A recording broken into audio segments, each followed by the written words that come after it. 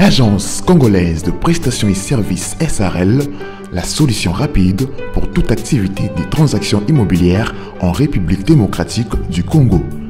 Vente, achat, gestion, estimation, mise en location des biens meubles et immeubles. Contactez-nous au +243 85 27 79 630. Vous avez une parcelle à vendre, un terrain, une villa, une concession, un bureau et un appartement à vendre ou à louer. Contactez-nous au +243 85 27. Oji mamacita, Oji mamacita, tu demandes de qui de moi de nous pour t'acheter des cimasa. Vas-y mamacita, Oji mamacita, en plein ensemble je t'ai dit je t'aime à travers le mininga. Oji mamacita, tu demandes de qui de moi de nous pour t'acheter des cimasa. Oji mamacita, en plein ensemble je t'ai dit je t'aime à travers le mininga. Quand je pense à toi je suis pas allé, je suis BG encore. Tu t'en fous de mes reproches et de mes erreurs qui sont moches. La bonne j'arrange mes souvenirs dans la rage de deviens rail. Quand je suis dans le Mbote libota nanga mbote na bino. Awa tozali kolakisa vide dessus lupang toyota leza o atola vert o ezali boso na biso mais tozolakisa na no vide dessus. Donc awa tozana commune ya Mongafula ndena lobaki que Mongafula ezaka na 3 meilleurs quartiers.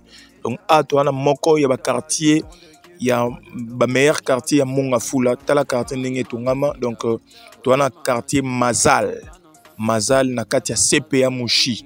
Donc voilà ndaku toye kotala yango yo wana tozaki nandenga likolo nandenga se yango yo eza ndaku oyo en étage dans le pango eza ya 12 mètres et 12 mètres sur 23.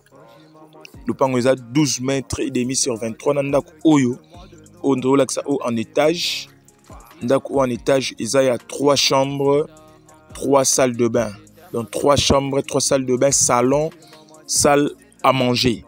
Et puis à part ndaku oyo à étage, tozai susu na ndaku oyo eza na ngambu na biso awa, je crois que tokozwa yango.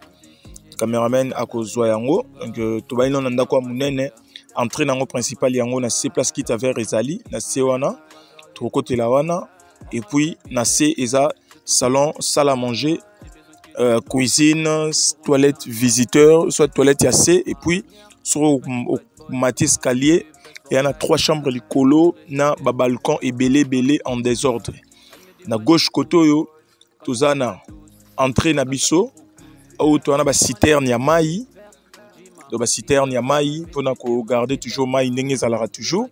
Et puis likolo tozana appartement ya 2 chambres, salon, cuisine, salle de bain. Donc 2 chambres, salon, cuisine, salle de bain.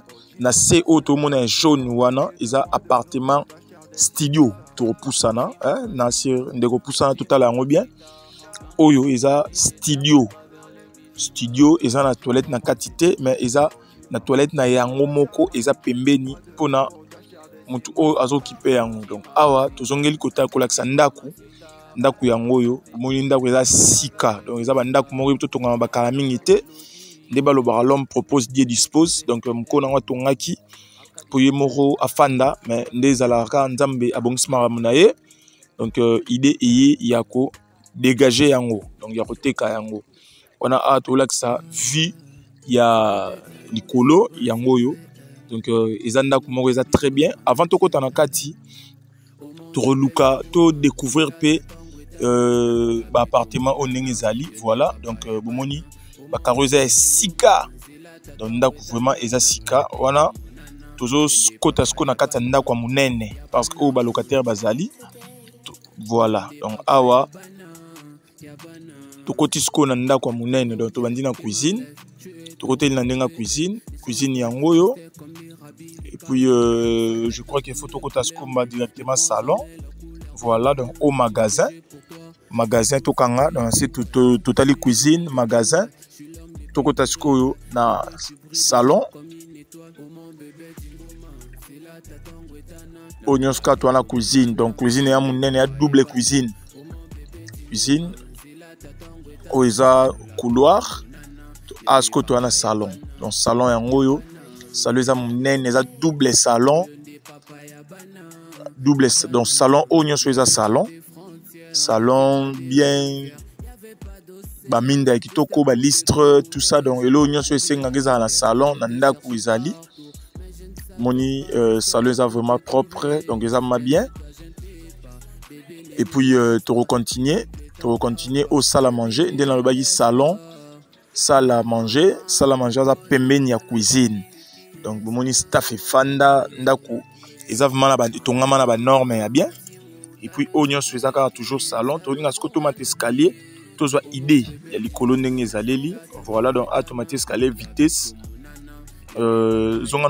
voilà donc awa moni ezali tomati o eza balcon ya chambre donc et puis awa tobimi libanda pona kolakisa appartement oyo tolobaki place madame tomoni wana azomata donc les appartements ya 2 chambres salon cuisine salle de bain appartement oyo bafutela yango $300 2 chambres salon cuisine salle de bain $300 studio ya C oyo tonalakisa ki wana bafutaka $100 et puis ndako ya munene oyo eza wana oyo ye moko nango afandaka donc oyo tota suku voisin vie voisinage omoni voisin oyo so sombi rovanda na ye wana donc awa to wana monga fula oyo ya solo quartier CPA Mouchi localité ya Mazal ndena lobarake quartier CPA Mouchi eza meilleur quartier ya monga fula donc monga fula eza na quartier mon côté oyo tongama lokola Mazal to CPA Mouchi et puis eza na érosion té donc quartier moro sans érosion sans problème il y a électricité maramnyo so eza kitoko wana to la sabino ndako na ndenga likolo ndako o lupango mobimba na ndako en étage na appartement en étage na studio wana ba annexe mibale wana ba chango $250 et $230,000 à discuter na bandeli ba chango $230,000 à discuter tala quartier tala superficie tala beauté ya ndako accessibilité normale donc ndako izo répondre na ndenge izo sengela po etekama donc batonga yango na ba norme ya bien bomoni kota sima yango yo donc ils en a balcon et un espace à sima ya lupang total ya to la faire bomoni espace ya sima balcon likolo balcon cuisine na C donc espace vraiment ezali batonga yango na ba norme ya bien et puis so talika quartier nde total biso ensemble boy ils écoutent beaucoup la télévision total yo mozo mona que ils a meilleur quartier o etongama na ba norme au mona ba voisin nyonso ndenge bazaleli donc pona o nyonso ba kozala intéressé numéro ezawana to bengani to beta masolo propriétaire ala na posa mbongo so to cheloko sek azana posa mbongo bonne chance à tout le monde merci beaucoup.